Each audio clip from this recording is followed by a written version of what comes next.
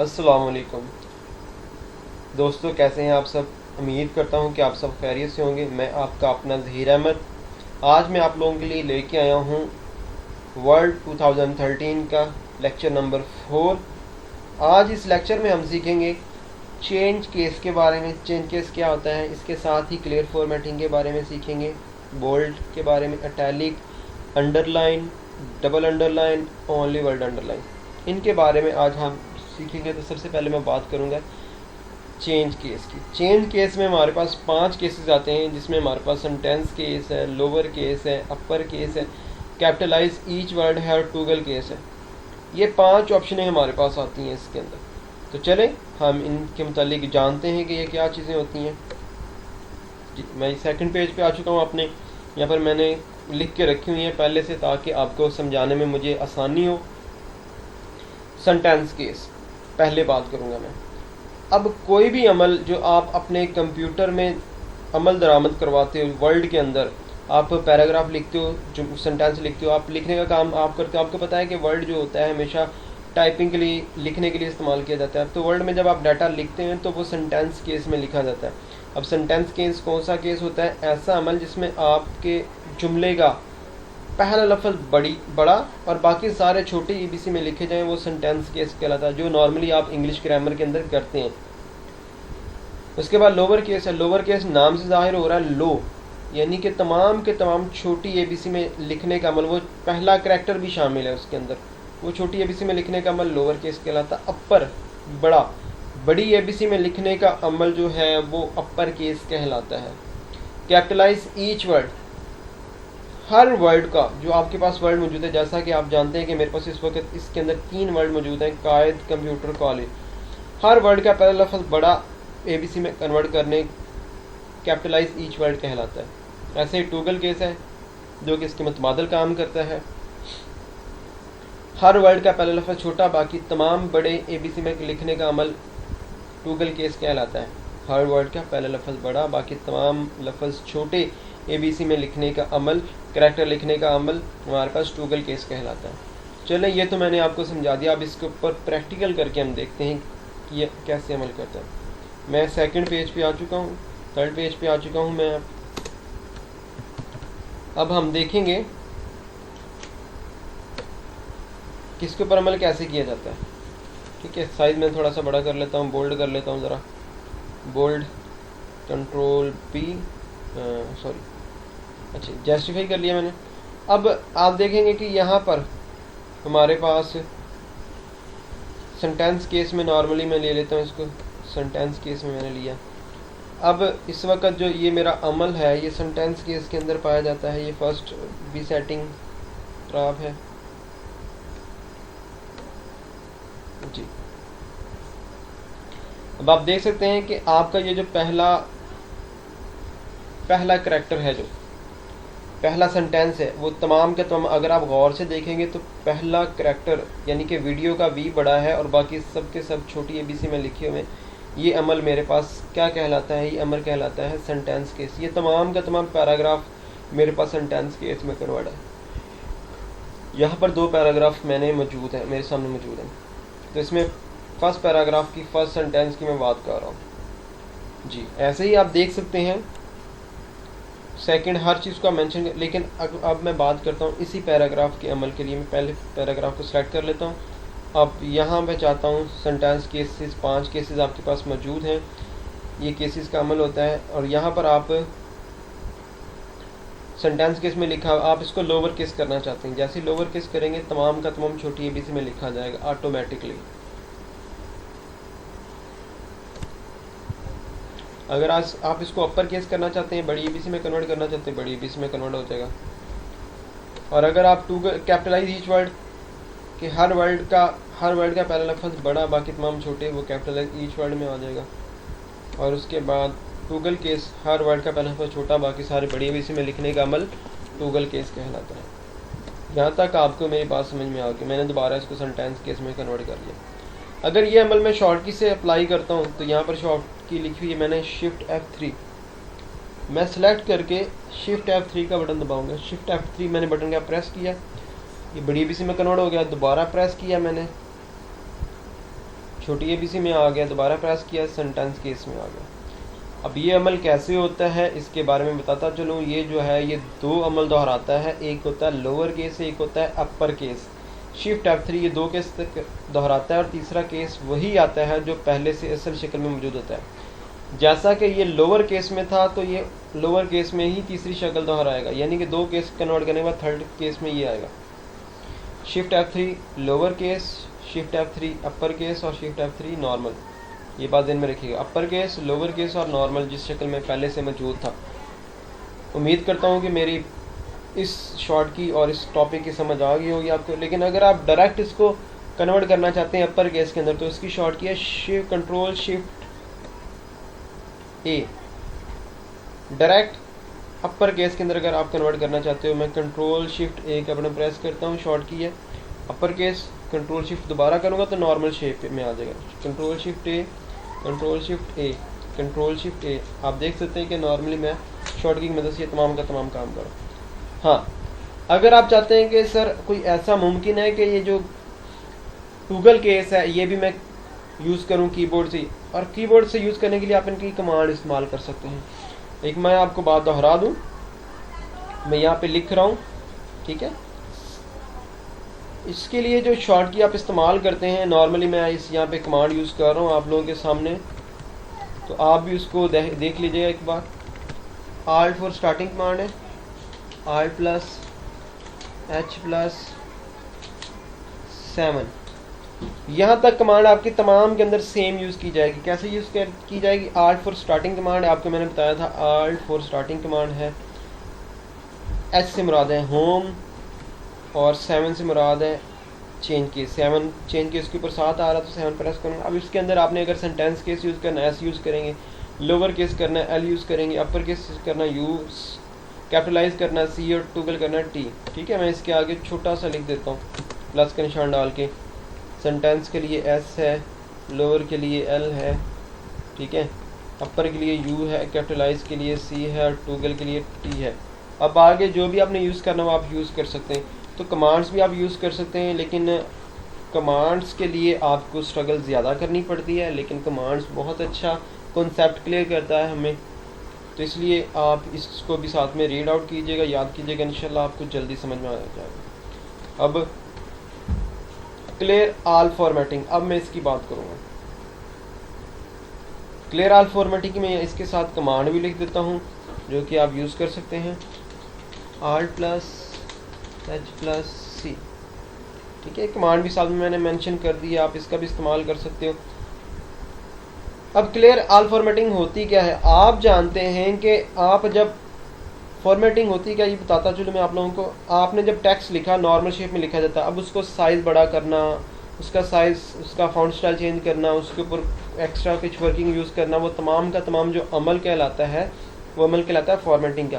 मैं चाहता हूँ इसको नॉर्मल अपनी असली शक्ल में आ जाए। इसको सिलेक्ट क्लिक किया मैंने और ये है क्लियर ऑल फॉर्मेटिंग की कमांड। इसके नीचे लिखा भी है remove all formatting from the selection.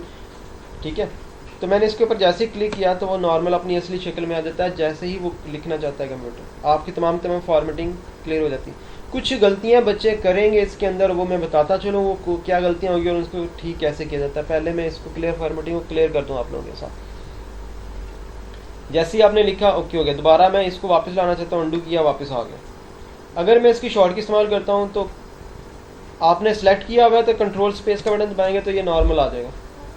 ठीक है, नॉर्मल आ जाएगा। अगर देखें, अगर मैं सिलेक्ट नहीं किया हुआ, मेरा सिर्फ यही है, तो कंट्रोल स्पेस का बटन दबाऊंगा तो सिर्फ इसी के ऊपर क्लियर फॉर्मेटिंग अप्लाई होगा, उसके ऊपर नहीं, इसलिए सिलेक्ट करना ज़रूरी है। और अगर आप चाहते हैं कि कोई भी ऐसा अमल, कोई भी ऐसी शॉर्ट की हो जो कि मैं सिलेक्ट भी ना करूँ और पूरा पैराग्राफ अपनी असली शक्ल में चला जाए, तो उसके लिए कंट्रोल शिफ्ट एन की शॉर्ट की इस्तेमाल करेंगे।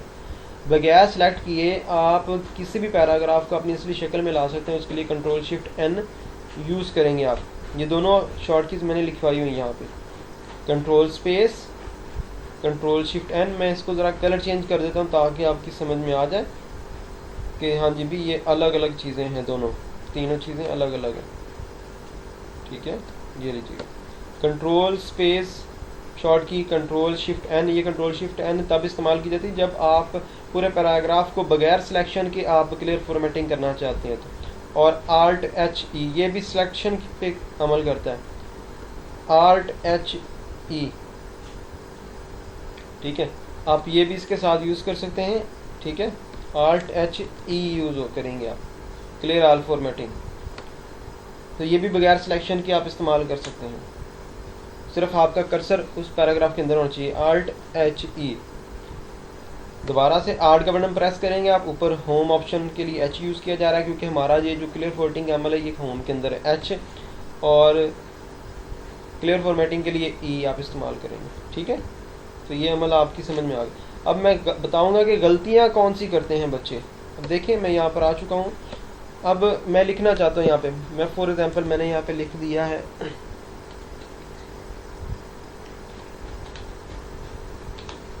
कायद, सॉरी कायद कंप्यूटर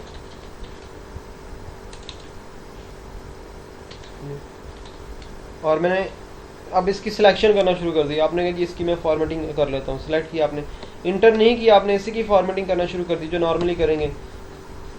मैं इसको सारे ख़त्म करता हूँ और यहाँ पे ऊपर लिखना शुरू करता हूँ।